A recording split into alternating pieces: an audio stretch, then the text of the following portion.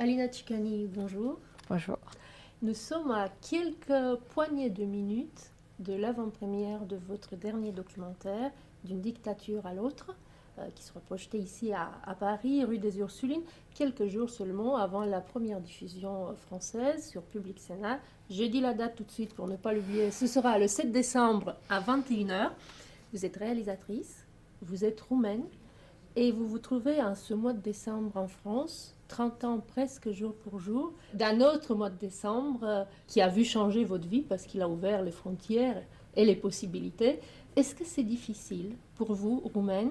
Vous aviez 13 ans quand le communisme est tombé, vous viviez en Roumanie, vous avez 40 aujourd'hui, vous vivez en France. Est-ce que c'est difficile d'être personnage, impliqué émotionnellement, directement, et aussi réalisateur? Donc, œil neutre, le plus neutre possible sur Non, des événements. c'est pas chose facile en fait. On m'a demandé de ne pas m'impliquer personnellement et d'essayer d'être la plus neutre possible parce que c'est difficile de parler de la Roumanie actuelle sans être impliquée puisque j'ai vécu là-bas. Je suis roumaine, j'ai vu la chute du communisme. Donc il fallait avoir cette distance-là. Et pour avoir la distance, il fallait laisser les autres parler et moi juste essayer de trouver les images et les propos qui amenaient le mieux possible l'histoire aux spectateurs. Vous connaissiez déjà, on voit dans votre film s'ouvre sur des images assez dures, assez violentes de la mort, de l'exécution des époux Ceausescu. Est-ce que vous avez récupéré beaucoup d'images évidemment d'époque que nous pouvons voir? Est-ce que pour vous, est-ce que vous aviez déjà vu ce type d'image depuis 30 ans ou c'était aussi un travail d'émotion, un travail bizarre, un peu curieux? Ouais, j'ai pas revu ces images depuis 30 ans. Je les ai vues, je les ai en tête parce que je les ai vues à la chute de Ceausescu parce qu'on était obligé d'être devant l'écran pour voir qu'il est mort. Je sais pas pourquoi, à cette époque-là, le contrôle parental n'existait pas. Non. Et puis, ils sont des images assez violentes, parce qu'on ne voit pas des images comme ça en France, d'exécution aussi sommaire et aussi violente, aussi près. Surtout qu'on voit tout, en fait, on nous montre tout. Quand Elena elle est morte, là, on s'entend bien, et surtout dans cette salle, on l'entend bien. Elle est encore vivante au moment où ils vont aller la consulter. Elle est dans son sang, et essaie de dire quelque chose. Donc, c'est absolument atroce de voir ça. Et je ne les ai pas vus depuis 30 ans, non. Je les avais en tête, mais je ne les ai pas vus. Et c'est vrai que ça m'a fait un drôle d'effet de les revoir et surtout que je les ai vus plein de fois. Pour pouvoir les monter. Exactement, parce qu'on le voit, voilà, je ne sais pas combien de variantes de films j'ai eu, mais en tout cas, ces images-là, c'est les premières images qui ont été posées et je les ai tout le temps vues au même endroit, au même moment, donc c'est violent.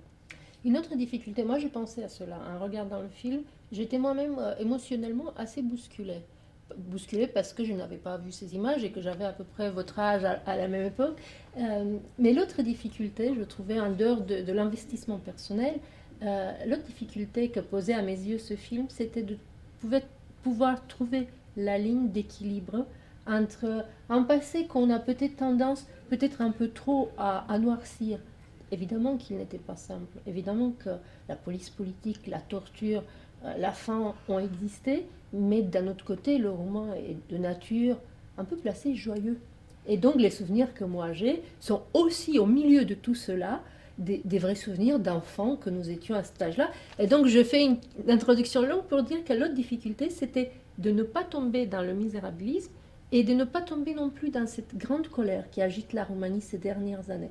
On est habitué ici, en tout cas quand on est dans les pays étrangers, de voir une certaine image de la Roumanie, celle de misérabilisme, celle des gens qui sont dans la rue, celle des Roumains qui sont corrompus, etc. Et je ne trouvais pas ça juste. Parce que moi, ce n'est pas les souvenirs que j'ai de la Roumanie, ce n'est pas cette image-là que j'ai. J'ai une image des gens qui essayent de faire quelque chose pour leur pays, qui aiment leur pays, malgré toutes les difficultés qu'ils peuvent avoir. Et puis, ça n'a pas été facile, vraiment. Parce que je n'avais pas les bonnes personnes et que j'ai dû aller les chercher, les trouver. Et surtout, je voulais montrer aux Français que la Roumanie, ce n'est pas ce qu'on leur montre d'habitude, les clichés qu'on peut avoir. Et ça, c'était pas C'était vraiment pas gagné au départ. Vous avez essayé de faire un film, juste pour essayer de comprendre, vous connaissiez déjà les gens que vous interviewez, Non.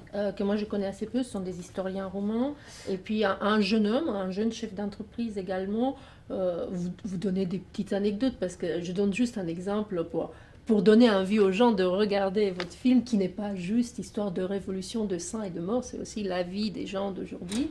La vie de cet entrepreneur qui paraît un peu loufoque au début parce qu'il construit un mètre d'autoroute pour demander des autoroutes en Moldavie afin de développer le territoire. Ces gens-là, vous les avez trouvés comment, ceux qui interviennent? Alors, je connaissais personne.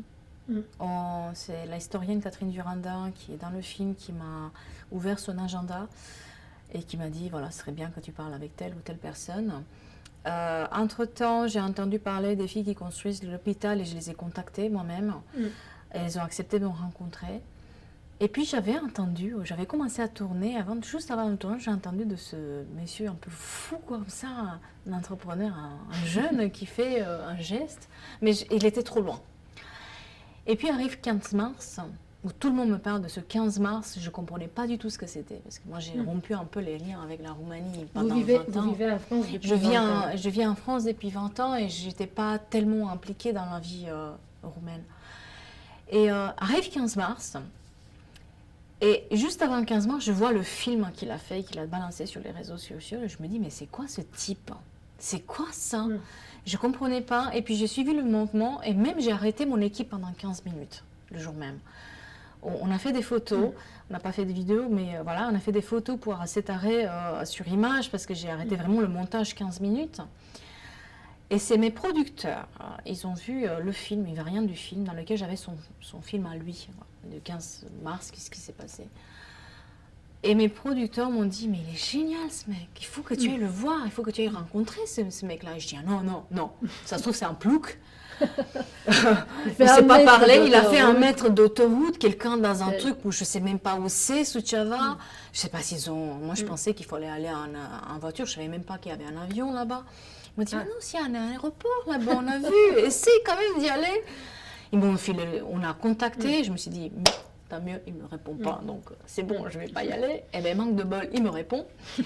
Et puis, il essaye, on est au téléphone, et je lui dis, c'est très bien ce que vous avez fait, c'est super, j'adore, mais moi je ne viens pas.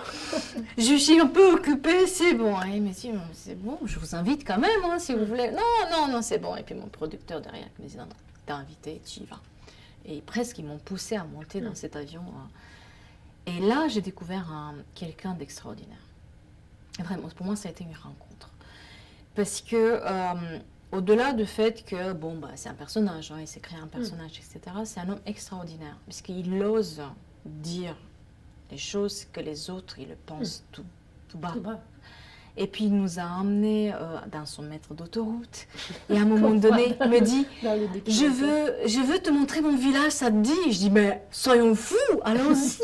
Et on y va dans son village. Puis il me dit, je t'amène chez quelqu'un que j'adore. Et il m'amène sur la tombe de sa mère. Ah oui, c'est la tombe de sa mère, en fait, qui vient de mourir. Il souffre énormément de cette mort et il nous en parle. Et puis on fait cette rencontre, cette dame qui vient vous parler du communisme. C'est quelqu'un de... Voilà, ces choses-là, vous ne pouvez pas les avoir. Quoi. Donc voilà. Et puis on rencontre cette dame et qui nous parle librement de ce que c'est le communisme pour elle, la corruption, etc. Et puis il me dit... Mais qui est amusante parce qu'à la fois elle est très joyeuse et elle dit oui, on se débrouillait et puis c'était pas si mal parce que ce communisme correspond aussi, elle n'a pas souffert dans sa chair physiquement, mais il correspond aussi à sa jeunesse et à une vie, à tout un pan de sa vie. Elle est très amusante. Elle est extraordinaire parce que vous dites, j'ai construit 3 maisons. Moi. Ouais. Attendez, il fallait se la fermer, tu donnais de l'alcool à qui il fallait, c'est bon, hein. Moi, je trouve, et on va arrêter là parce que votre projection va commencer dans quelques instants, je trouve que c'est cela aussi que vous avez réussi, c'est qu'il y a ça, la vie, qui était une vie forte des relations et tout ça, et puis vous avez aussi réussi à montrer, et c'est cela qui est, je pense, une chose très intéressante aux yeux des Français qui vont regarder votre film, d'où vient ce système de corruption généralisée qui gangrène la Roumanie depuis 30 ans. Parce que les Roumains, finalement, d'accord, vous le dites vous-même, à Suceava, maintenant, il y a des aéroports. La Roumanie fait partie de l'Union européenne et c'est un pays qui bouge, qui se développe très fortement ces dernières années, mais qui est un pays qui a toujours du mal, et ce qui explique les mouvements sociaux actuels et de l'année dernière que vous filmez, du mal à sortir de ce carcan de corruption. Et c'est cela que je trouvais merveilleux aussi dans votre film, cet ordre chronologique, parce que vous partez du système communiste et vous expliquez comment cela a gangréné et gangrène encore les mentalités et le mode de vie des Roumains. À la base, c'était un film historique que je devais faire, qui s'appelait Le dernier Noël de dictateur. Il arrive 10 août 2018. Le 10 août 2018, qu'on voit dans le reportage, sont des mouvements sociaux qui ont fortement secoué la Roumanie, donc l'année dernière, d'un ras-le-bol du peuple de ce système, de la corruption, de tout cela. Voilà. Et qu'on a réprimé de suite, en fait. On n'a pas laissé la parole aux gens pour dire ce qu'ils veulent. On a de suite, le gouvernement, il a préféré avoir une répression rapide. Et ça a choqué beaucoup de gens parce qu'on est on est supposé être dans une démocratie et là, on n'avait pas le droit de parler. Et arrive ce 10 août 2018 et après arrive aussi la grève de 15 mars qui est lancée par Stéphane Mandin, dont je parlais tout à l'heure, parce que c'est de lui qu'on parlait à Suceava. Et ça m'a... Je me suis dit, mais en fait, c'est pas la peine de parler d'un parti ou un autre. C'est pas ça, en fait. Oui. C'est un réseau qui existe, qui est là, qui a été fait avant l'arrivée de Nicolae Ceausescu, il faut le savoir, et qui a perpétué ce style de vie parce que ça les arrange.